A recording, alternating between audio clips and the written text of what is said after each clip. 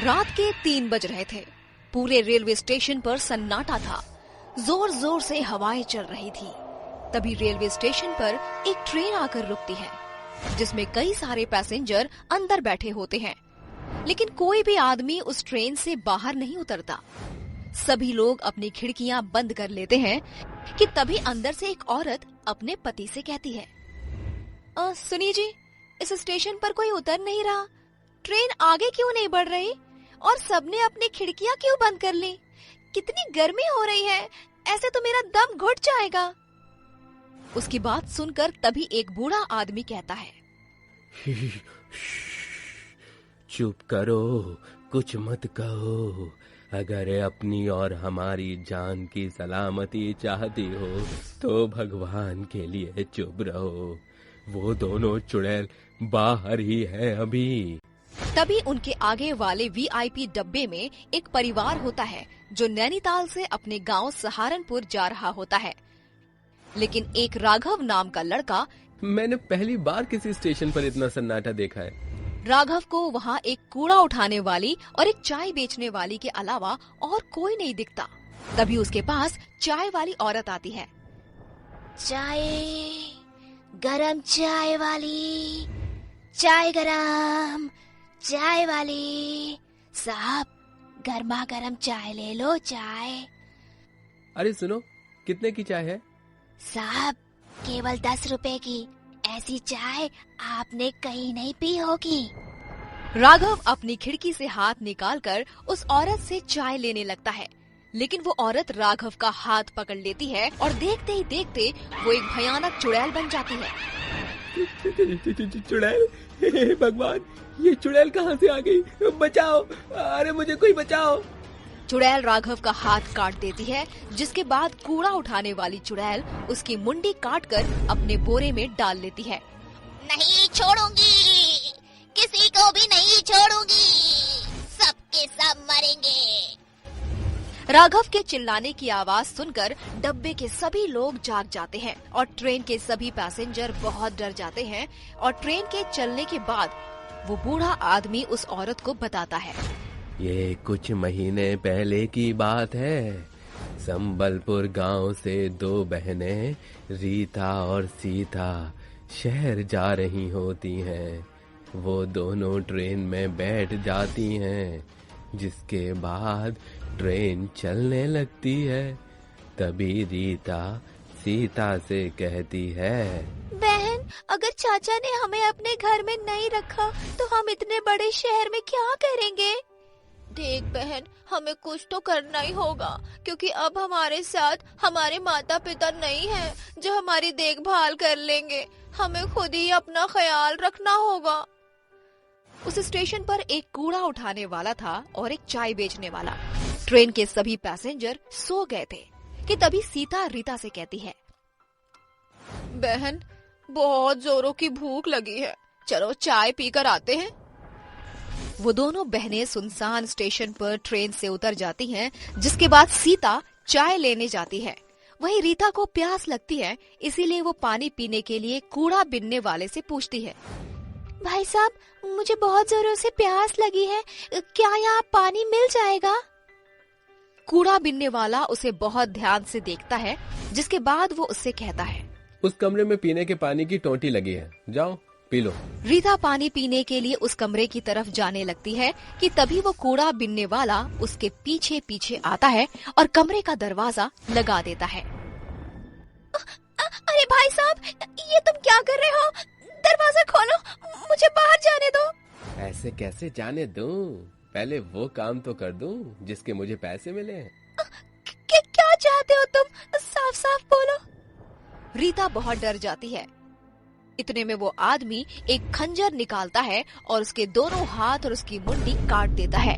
रीता वहीं मर जाती है। उसे मारने के बाद वो आदमी चाय वाले के पास जाता है। जब सीता कूड़े बिनने वाले के हाथ में खून से लथपथ खंजर देखती है तो वो डर जाती है, लेकिन तभी पीछे से चाय वाला उसका मुंह दबाकर उसे वहीं ले जाता है जहां उसने उसकी बहन रीता को मारा था। ये तुम क्या कर रहे हो? तुमने मेरी बहन को मार दिया। सीता कुछ कहती इससे पहले उस आदमी ने उसके दोनों हाथ और उसकी मुंडी काट दी।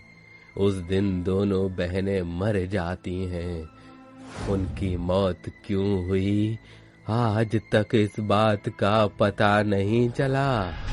सरकार ने भी उन दोनों बहनों की मौत का पता नहीं लगाया, लेकिन उस दिन के बाद वो दोनों बहनें भयानक चुड़ैल बन गईं, जिसके बाद वो रेलवे स्टेशन से उतरने वाले हर एक पैसेंजर के हाथ और उनकी मुंडी काट देती हैं। लेकिन अगर ऐसे ही रहा तो वो दोनों चुड़ैल तो कई लोगों को मार देंगी। हाँ बिटिया, मैं जानता हूँ, इसीलिए मैं संबलपुर गांव से शहर जा रहा हूँ, जहाँ वे दोनों बहनें जा रही थीं। शायद वहाँ जाकर मुझे उन दोनों बहनों की मुक्ति का कोई रास्ता मिल जाए। वो बूढ़ा आदमी शहर में उन दोनों बहनों के रिश्तेदार यानी उनके चाचा जी के घर जाता है, जहाँ उसे पता चलता है कि उसके चाचा कुछ समय पहले ही गुजर चुके हैं। तभी रीता सीता की चाची उर्मिला उस बूढ़े आदमी से कहती हैं, बाबा, मैं ज्यादा कुछ नहीं जानती, लेकिन अपने पति को हमेशा किसी बात को लेकर परेशान देखा करती थी और मरते समय उनकी जेब से ये एड्रेस मिला था मुझे, शायद आपके किसी काम आ जाए। वो बूढ़ा आदमी उस एड्रेस पर पहुंच जाता है, जहां उसे एक बहुत ही जाने माने तांत्रिक बाबा मिलते हैं, जो उस बूढ़े आदमी से कहते हैं, उन दोनों बहनों की मौत उनके चाचा नत्थू लाल ने करवाई थी। वो चाहते थे कि उनके मरने के बाद गांव की सारी जमीन वो हड़प ले, लेकिन उन दोनों बहनों की मौत के बाद वो दोनों चुड़ैल बन गईं और नत्थूलाल को रेलवे स्टेशन की कहानी पता चली तो उसे डर के मारे हार्ट अटैक आ गया। बाबा, मेरी मदद करो उन दोनों बहनों को मुक्ति दिलाने में। उन्हें मुक्ति नहीं मिली तो वो ऐसे ही सबको मारती रहेंगी। वो बूढ़ा आदमी तांत्रिक बाबा को रेलवे स्टेशन लेकर जाता है और जैसे ही रात के 3 बजते हैं, वो दोनों चुड़ैल सामने आती हैं और जोर जोर से हंसने लगती हैं। चले जाओ यहाँ से, ये रेलवे स्टेशन मेरा है, मैं सबको मार दूंगी। हम तो तुम्हें केवल यहाँ तुम्हारी मौत का कारण बताने आए थे। क्या? हमारी मौत का कारण? तांत्रिक उन दोनों को उनकी मौत का कारण बताता है, जिसे सुनकर वो दोनों रोने लगती हैं। तभी तांत्रिक बाबा उसके चाचा नाथूलाल की आत्मा को बुलाते हैं और इसके बाद नाथूलाल गिड़गिड़ाते हुए दोनों चुड़ैलों से माफी मांगता है। बिटिया, हमका माफ कर दो, हमसे बहुत बड़ी गलती हो गई। मुझे अपनी गलती का बहुत पछतावा है। जैसे मैं इस दुनिया को छोड़कर चला गया हूँ, तुम भी मुक्त हो जाओ। ये सच बात है कि अक्सर अपने ही हमें धोखा देते हैं, लेकिन अब हमारा यहाँ रहना भी ठीक नहीं है। हम दोनों मुक्ति चाहते हैं। तभी तांत्रिक बाबा उन दोनों के ऊपर पवित्र जल छिड़क देता है, जिससे वो दोनों चुड़ैलें जलने लगती हैं और उन्हें मुक्ति मिल जाती है। देर में तूफान और बारिश थम गई, लेकिन सड़क की जो हालत थी उसमें अब साइकिल चलाकर आगे बढ़ना संभव नहीं था। मजबूरी में रघु साइकिल को घसीटते हुए आगे बढ़ने लगा, लेकिन थोड़ी दूर जाकर उसे समझ में आया कि वह रास्ता भटक गया है।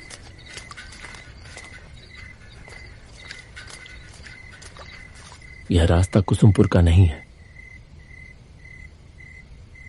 वह सोच में पड़ गया कि अब क्या करे। तभी उसके कानों में आवाज आई, क्या आप रास्ता भटक गए हैं? रघु चौंक कर देखने लगा। उसने देखा कि धुंधले अंधेरे में एक छाया मूर्ति खड़ी है। कौन हो तुम?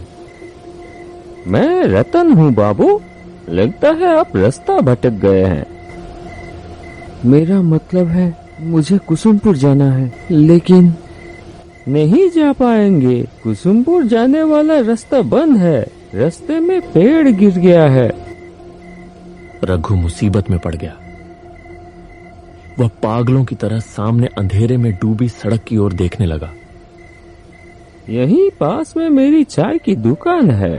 चलिए, फिर से बारिश शुरू हो जाएगी। रघु ने आसमान की ओर देखा, फिर हल्के से सिर हिलाकर हामी भर दी। आइए, मेरे साथ आइए। रघु ने अपने दुविधा भरे मन के साथ उसका पीछा किया और जैसे जैसे वह आगे बढ़ता गया उसे कुछ महसूस होने लगा। जिस वक्त से वह आदमी उसके पास आया है तभी से रघु को भीगी हवा में किसी जले हुए चीज की गंध आ रही थी। क्या हुआ? जल्दी कीजिए। हाँ, आता हूँ। साइकिल लेकर वह तेजी से आगे बढ़ा। थोड़ी दूर जाते ही उसने एक गांव का पेड़ देखा। पास ही एक झोपड़ी नुमा घर था। वहां किसी हैरिकेन जैसी चीज की लौ जल रही थी। रतन ने फिर से आवाज दी। आइए बाबू, यही मेरी चाय की दुकान है। रघु ने साइकिल को गांव के पेड़ से टिका दिया और झोपड़ी के चौखट पर आकर खड़ा हो गया। उसने देखा कि एक तरफ एक चूल्हा है और उसके चारों ओर चाय बनाने का सामान रखा है। रघु हैरान हो गया यह सोचकर कि इतनी सुनसान जगह पर इस चाय की दुकान में आखिर चाय पीने कौन आता होगा। रतन एक मोड़ा ले आया। बैठिए बाबूजी, मैं चाय लाता हूँ। रघु अपनी गोद में रखे थैले को कसकर पकड़कर बैठ गया। बाहर फिर से तूफान शुरू हो रहा था। बिजली चमक रही थी और गड़गड़ाहट के साथ कड़क रही थी। ये लीजिए चाय, आप बहुत भीग गए हैं, ये पीजिए, अच्छा लगेगा। इतनी जल्दी चाय बनाकर ले भी आया।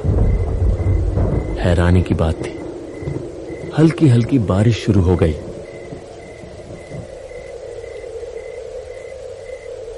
रघु चाय की चुस्की लेते लेते पूछ ही बैठा।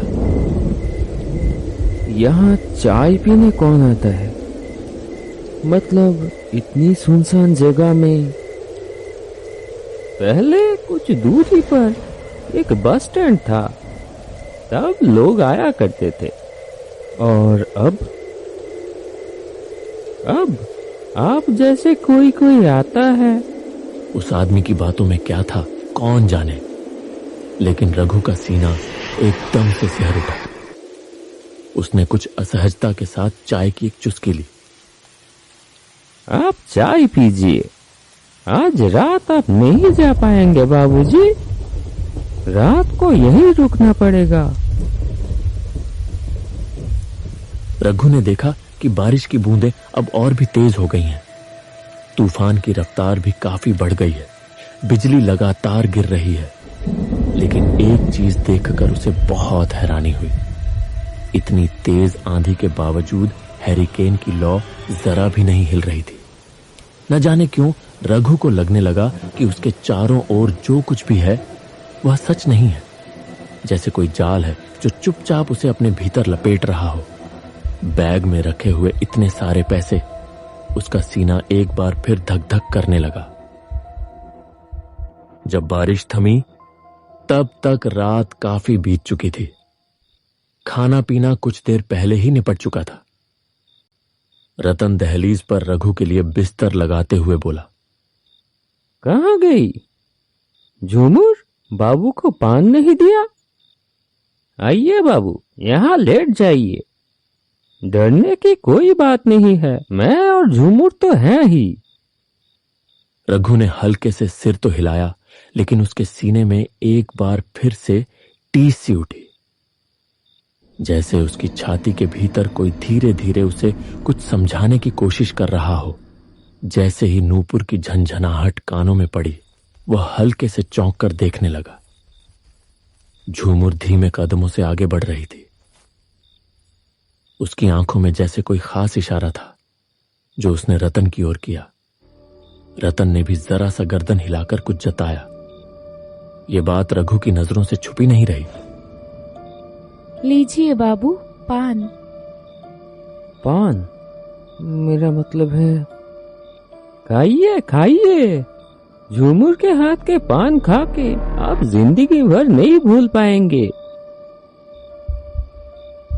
रघु कांपते हाथों से पान उठाने ही वाला था कि एक तीखी सड़ी सी गंध उसकी नाक में आ लगी, कुछ वैसी ही गंध जैसी कच्चे खून की होती है।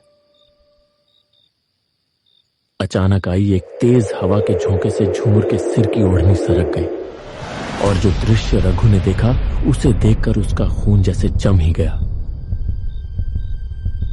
झूमर के गले पर खून की एक लकीर थी, वहां से एक पतली धार बह रही थी। झूमर ने तेजी से अपनी ओढ़नी ठीक की और पलक झपकते ही गायब हो गई। रघु ने जैसे मशीन की तरह पान को मुंह में डाल लिया।